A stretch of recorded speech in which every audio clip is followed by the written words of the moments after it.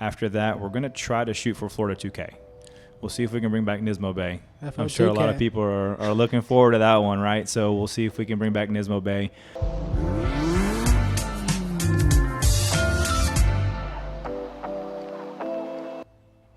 Hey everybody, welcome back again to the SOHO podcast, where we'll be discussing everything Nissan and Infiniti related. Today we have Nick. Yo, what up? Back again with another internal pod. We just came back from Z-Days not too long ago. Correct, last weekend. What are some upcoming events that we're planning on going to? So we got a few locked in. So, I mean, we've got Streetcar Takeover that's going to be coming up here next month. That'll be a good one. Yeah, it'd be really got some heavy hitters locked in too. Yeah, we got some special guests coming for that too. It's true. I'm looking forward to that one. So that's going to be the end of June. After that, we've got ZCon, which is going to be in September, which is in Tampa. And then after that, we're going to try to shoot for Florida 2K. We'll see if we can bring back Nismo Bay. I'm sure a lot of people are looking forward to that one, right? So we'll see if we can bring back Nismo Bay. She's been down for a while, and so I think it's time for her to come back out. What you think? Make a comeback. Right? I think it's time for her to come out and stretch her legs a little bit. 100%. FL2K will be a good event to showcase that car at. For sure. And even if we don't get it out to FL2K, Nismo Bay will be back and running this year for sure. For sure. So you went to Z-Days. Correct. I didn't get a chance to go. I had to go to some other event out in Arizona. How was Z-Days? Z-Days, it was a good event. It's always been a good event. I've enjoyed it for the last 3 years. Okay. It did rain, unfortunately, but that didn't stop anyone. A lot of people still came out. Never does, man. When you got a Z and you got some rain and rear-wheel drive, it's always fun, right? Yeah. We were able to see the new Nismo Z, which was, in my opinion... Looks good? Oh, yeah. Was it a white one? What color was it? It was all white, and then it had red accents. Red accents, okay. Yeah. The red accents really pull that car along. Yo, Nismo, we have an affection for those, right? Oh, yeah. So maybe a SOHO Nismo in the future? In the future, hopefully. So let's jump into some of the questions. So today's pod is going to be more around fueling. Correct. So obviously... Let's talk about forced induction fueling, turbo versus supercharger. What are the steps that you need to take to have the proper fuel system? For sure. So I mean, the common thing that you're going to want to do with the VQ is going to be either you're going to go supercharger or you're going to go turbocharger, right? And so you can't use the stock injectors when you're going to any kind of forced induction, just because you require a lot more fueling to make up for that air that's coming in from the forced induction kit, whether it's a supercharger or whether it's a turbocharger kit, right? So typical supercharger, typical turbo guys, 1050 cc injectors, 340 liter per hour pump if you're running on pump gas. That's good enough for any supercharger, any turbo kit, as far as if you're trying to stay on pump gas. And that's keeping it below the 12 to 13 PSI that I always talk about. Anytime you go over 14 PSI on pump gas, you're kind of pushing the limit. High compression motor, 93 octane, high boost, never a good combo, right? So if you're trying to stay on pump gas, 1050 cc injectors, 340 liter per hour are going to be the fueling that you require for that. Now, the biggest misconception that a lot of guys have is if I've got 1050cc injectors and I have it on a supercharger, it's going to be the same as a turbocharger. That's not the case. Because you got to think, on a supercharger, for that supercharger to spin that, for that motor to spin that supercharger 1 PSI, it takes 10 horsepower. So let's use a simple number. If we've got 10 PSI, that supercharger is going to have to overcome 100 horsepower to be able to make that 10 PSI. Whereas on the flip side, if you go to a turbocharger now, right, 10 PSI, you're not needing anything because the exhaust gases are going to spin that turbo. So anytime somebody says, hey man, I have a car, it's a supercharged car and it makes 500 wheel. Well, guess what? If you do the math, it's actually making more if you were comparing apples to apples with a turbo. Does that make sense? Because it pretty much the turbo is using the exhaust gas to help it. Correct, to spool it. The supercharger is using more of it's working itself, basically. Correct. The engine has to overcome a certain amount of resistance, i.e. the supercharger, to make that boost, right? So when it does that, it's like, cool, if I'm making it for 500 wheel on the supercharger, I'm actually making it for 550 just because it has to overcome that. So let's keep it simple here. Let's do some simple math here, right? So let's say it takes 10 PSI, 100 horsepower. Well, on a rear wheel drive car that's a manual, you're going to lose 15%. So that's 85 wheel that you're having to overcome to kind of give you an idea. So if we are a 600 wheel car, or let's call it a 500 wheel car on a supercharger, you're actually making 585. You see what I'm saying? So you're losing like a good bit, or you're adding. It takes more. It takes more, and the reason why I say it's going to be more is because you're having to overcome that loss. If that supercharger loss wasn't there, it would make that. So it's losing 85 horsepower to make that 500 wheel. Mm-hmm. You see what I'm saying? Because at 10 psi, that's what it's going to have to do. Mm-hmm. That's the biggest misconception a lot of guys don't understand, is that they have to overcome that supercharger resistance. You see what I'm saying? That makes a lot more sense. Yeah, and that's why when guys are saying, I'm making this much on a supercharger, it's like, whoa. On a stock motor, a lot of times you're kind of like, hey, this is what we got. And a lot of times, supercharger motors are the more common failures that we see. It's not a turbo motor. It's a supercharger motor. That is true. You see now why they fail? Yeah. Is because you're pushing a lot more motor. Yeah, the stock motor is good for this much power. However, if you're blanking that much power plus the resistance you have to overcome, it's actually making way more than that. So that's why you see a lot of failures with the supercharger engines? Correct. Okay. That makes sense. So in theory, that's why a lot of people don't push the superchargers as far as they could. Correct. On the stock engine? Correct. Yeah, just because if you do push it, obviously, hey man, I'm running this much power. 650 on a supercharged car is well over 700 on a turbo car. Really? Now, people may be like, well, I'm keeping the torque low. Yes, you are. However, you're making a lot more power, and that motor is requiring more out of it. So it's a happy medium, right? Like, yeah, the torque is low, and torque is what really kills the motors if you're on a turbo car. Like 550, you want to keep it below that on a turbo car as far as torque. However, if you're making a lot more horsepower, you see what I'm saying? You have that happy. So you got to be very cautious when you're tuning these things as far as that. And a lot of guys do understand that concept, right? A lot of the tuners that are in the community understand that concept. Like, hey, if you're boosting and you're boosting with a supercharger, you're going to be making a lot more power than if you're boosting it with a turbocharger. Mm-hmm.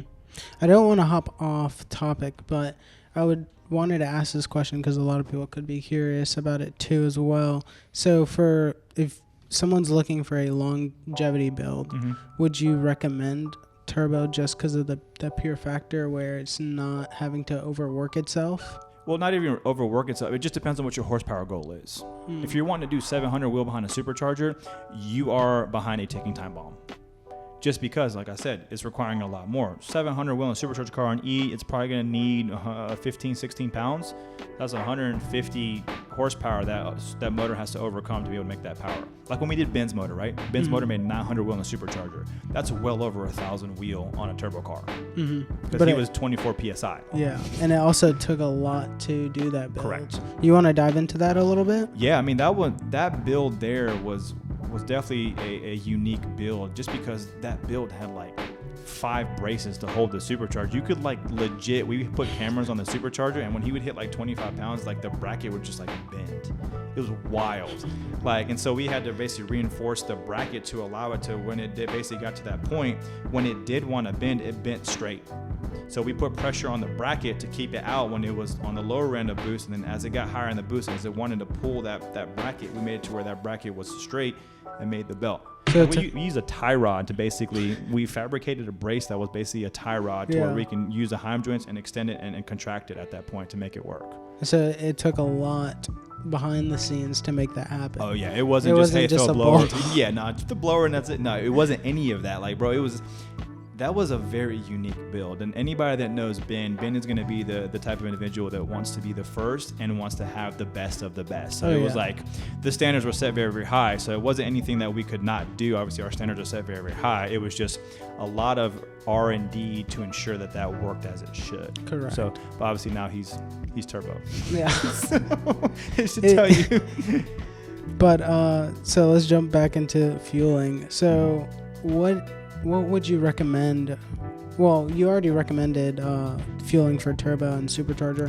Why do we tell people they need the proper fueling to run certain things? So like in regards like a fuel return system, right? Correct. So the reason you want to run a fuel return system is when the 370Z or G37, it's not a 1-to-1 ratio for the fuel return. Basically, it's a non-return system, which basically means as you go over positive pressure, it's not going to add any fuel. So you have to basically calibrate it in the actual tune to increase fueling as you're going up in the RPM to make up for it. Now, when you go to a fuel return system, what that does is if you're making 1 PSI of boost, well, guess what? That fuel return system is increasing the fuel pressure by 1 PSI. So 1-to-1 ratio. So when you're making 10 PSI, what happens is it's going to increase the fuel pressure by 10 PSI. So static is like 48 to 50, so it'll be at 60 at 10 PSI. And the reason why you want to do that is when you're running a different or alternative fuel, i.e. E85, you're basically going to be required 33% more fuel with E85. And Justin will touch base on that on the next podcast to explain like the pros and cons and why you need E85 and everything. It's just when you're running E85, a lot more fueling is required to be able to do that. It takes a lot more than pump gas. Correct. Yes, 33% more fuel of E to basically match pump. So if you have pump that's doing, let's say 10 gallons, right? You need 33% more of E85 to basically make the same as the pump. Correct. That is wild. I didn't know that. Yep. So with the fuel return system, a lot of people do the big fuel system. They do like the 450 pump fuel return, 1300 cc injectors. Yep.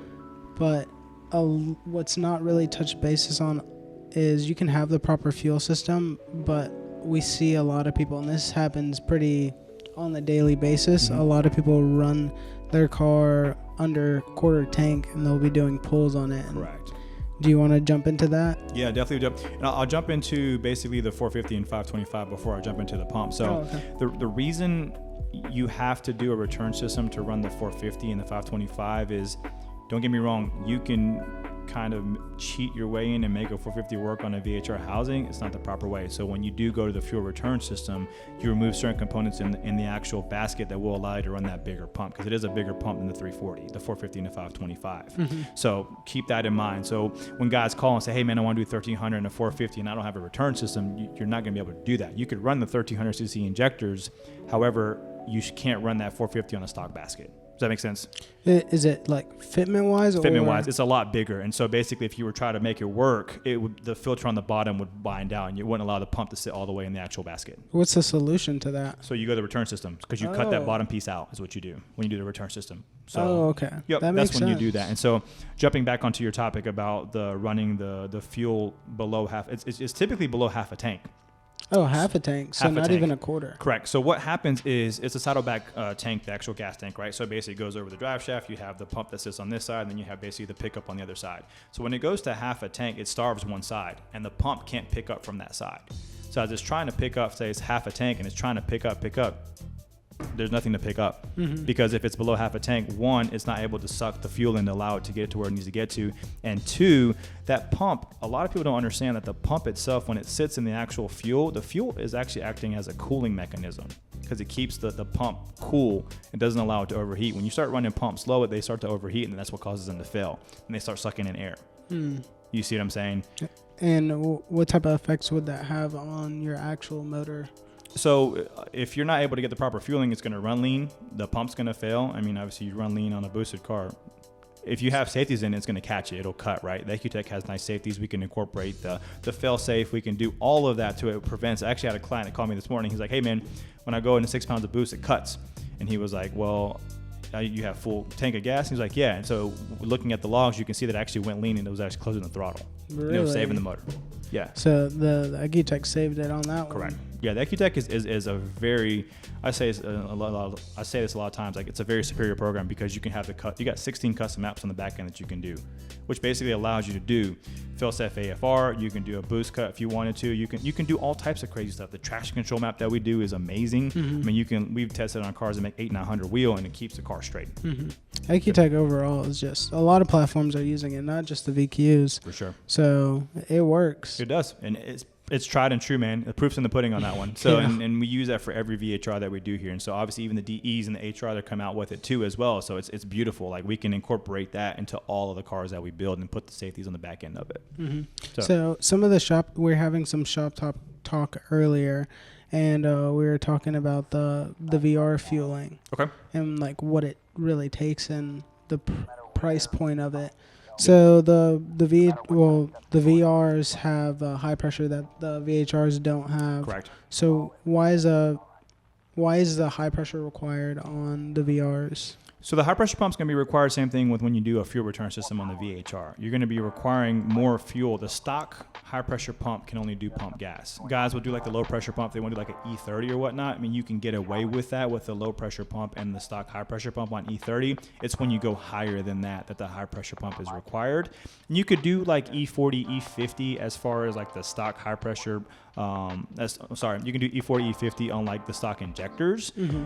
You still need to upgrade the high pressure pump, whether it's a stage 1 AMS, stage 2 AMS, or stage 3 AMS. Most guys do like a stage 2 AMS high pressure pump when they're wanting to do stock motor and basically stock turbos, right? So it's when you go into like the bigger turbos and full E85, you need the bigger injectors, you need basically the bigger high pressure pump. Obviously, you need the flex fuel kit. You're doing E85, so it's a drastic increase in pricing. I think you're like $8 to $10,000. I mean, the same thing with the BMWs when they do all that. They either do that or do port injection as well on top of it, right? Yeah, well, the port saves a lot, but I don't think, is there any other companies that do port for the VRs? There's a couple that just came out that are doing it. I'm not 100% sure which ones it is, but there are a couple that are out there doing it. Yeah. So I think we saw Sonic Tune, Mark over at Sonic Tune doing port. I think he's doing it on Reflex. Yes. That is surprising. I want to see that. We'll get Mark on here. He'll talk about it. He's got some big plans for his Z, so I'm curious to see what it does. I mean, I know he's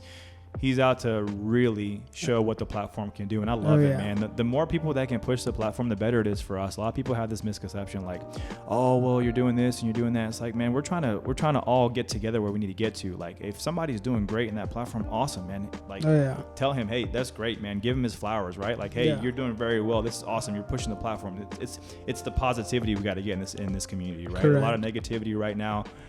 If we can keep that positivity going with everybody, we're all trying to present the platform to other platforms, right? Mm-hmm. And if we can do it all together, that's how we all win, man. Yeah, it's very good to see other guys going out and pushing the platform as well. Like the Sonic Tune, his is pretty wild.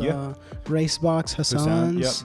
His is pretty wild as well. Yep, he'll be on the podcast as well too. So they're locked in. So Mark, Sonic Tune, and Hussein are locked in. So I mean, we'll have some really good podcasts with those guys. Those guys are very, very good at what they do, and they're very, very smart. Oh yeah. So back to the VR fueling. Mm-hmm. So you said you have to upgrade the high pressure pump to do any E-blend. Yeah, so if you could do, like I said, the stock high pressure pump, you can get away with like the E30 blend. It's when you want to go higher than that, obviously you'll have to increase the high pressure or get a bigger high pressure pump. Like most guys will do like a E50, E60. Now I have seen some guys that have done E70 on stock injectors. They're just wild for that. I mean, that's just, you're waiting for those injectors to fail. It's when you get over that E30, if you want to do like an E50, then that high pressure pump does have to be increased. And for the injectors, what are the stock injectors are good for?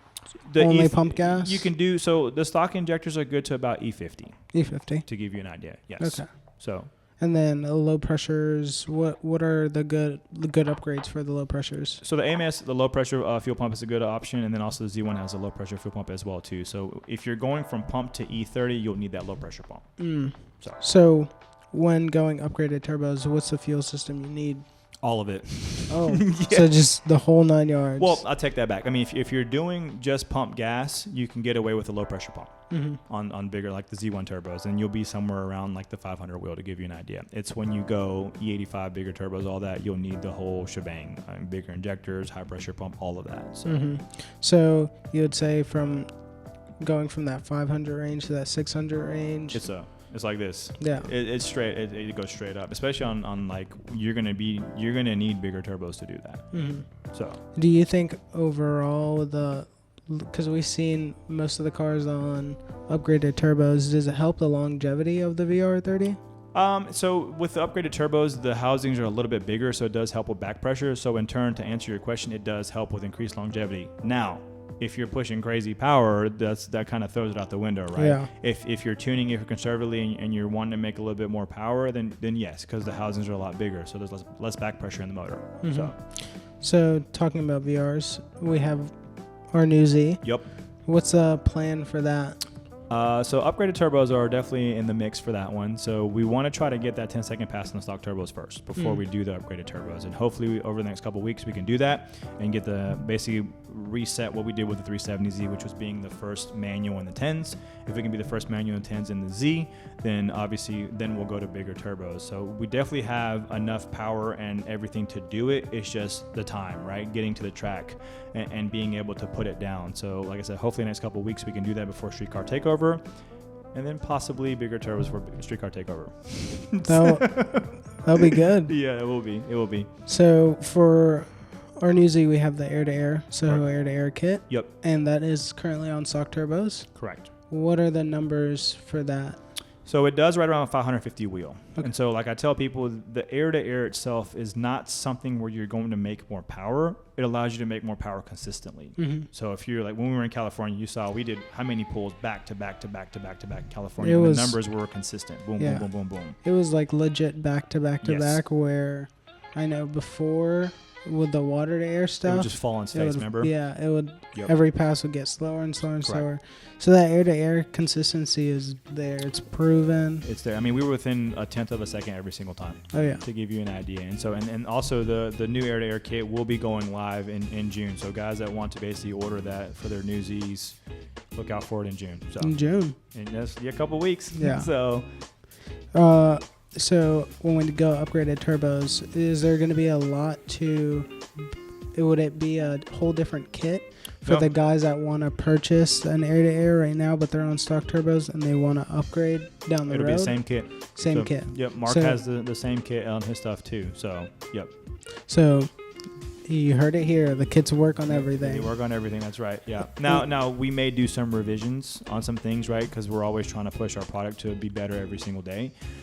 As we could cross those barriers and see, okay, well, this wasn't right, we'll obviously make revisions to it and then make it better and better and better. However, that kit is like 95% there to give you an idea. That kit is like it's pretty solid, even down to the crash bar. The detail in the crash bar. Yeah. Jar killed it on that. He did very good on that. He allows us to have that module for the driver's assist. Correct. Yep, allows us to have all of that, and also it still retains the bottom that holds the bumper up as well too, which is key, right? So we try to make everything to where it retains the OEM stuff, however it's modified. It's like OEM plus, right? Yeah. So that's what we try to do. So if we can do that with our products, then it's a selling point, and it also allows everything to stay where it needs. You don't need to cut this and cut that and make a big hole here and do. I mean, everything stays where it needs to be. So that's a really good point, because a lot of these guys, when they see a big air-to-air kit, they think, oh, I'm gonna have to be cut. Yeah, and you're cutting into a brand new car, so we try to avoid that. Yeah, especially a brand new car, like you said. Most guys that buy the car brand new, they don't want to cut into it. Yeah. I mean, you're gonna have to cut into where the openings are for the filters, but if you're doing bigger filters anyway, it's gonna happen. You're gonna have that. It's very minimal modifications is what you have to do with our kits and our products. That's one thing that I like about it, because a lot of people buy the car, they don't want to cut into it. Exactly. It's like, sense. bro, I ain't cutting into that. Like, it's like, no, you only have to do very minimal things. Very However, minimal. you make power, and it looks good going down the road. Just that big front mount. It looks good, but it's very sleeper-ish. Correct. You wouldn't know the car's air-to-air unless you really looked into the grill. Oh, okay, yeah, this thing's got an air-to-air on it. The grill, it covers a decent bit of it. Correct. But I feel like there's other companies that will come out with aftermarket grills if someone wants. And for sure, yeah. I mean, the car's only 2 years old now. Like, it's. So the market's still growing for that, which is great, because the more out there, the more we can 100%. seek. Yep, 100%. But thanks for hopping on the pod. Always a pleasure, bro. You know. Yeah, we'll have Justin on next for fueling E85. Fueling E85. We'll also get the new guy, Aiden, on here too, media guy. So we'll see how he's been here 3-4 weeks, so we'll see how he enjoys it here. He's been killing it with the content, so he's doing very well. So he went to ZCon too, so Z-Days. He will be going to ZCon too, so ZCon too. Yep. But that one will be a good one. For sure. Till next time, thanks for watching. Thank you guys.